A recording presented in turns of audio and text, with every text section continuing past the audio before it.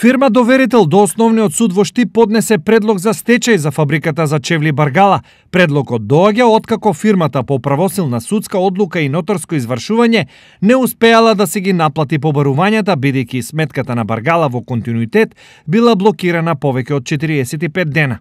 Должникот е неспособен за плаќање бидејќи во период од 45 дена од која било негова сметка, кај кој било носител на платниот промет, не е исплатен износот што требало да биде исплатен врз основа на важечките основи за плаќање.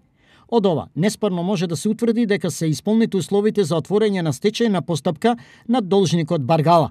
Стои меѓу другото во образложението на предлогот за стечај. Иако Баргала во моментов како должник се појавува кај повеќе доверители и со блокирана сметка е подолго време, досега ниту еден нема покренато предлог за отворање стечајна постапка. Дали ова нема да покрене домино ефект со можен неповолен исход за компанијата? Најдобра адреса за ова прашање е менаџерот Наум Барзов, кој во врска со ова изјави: До нас нема пристигнато ниту информација, ниту каков и да е официјален документ за покренување на постапка за стечај за Баргала. Во меѓувреме, согласно договорот помеѓу работниците, синдикатот, Гласен текстилец и менеджментот на фабриката, денес на работниците требаше да им биде исплатена плата плюс 30% од заостанатите давачки кон работниците.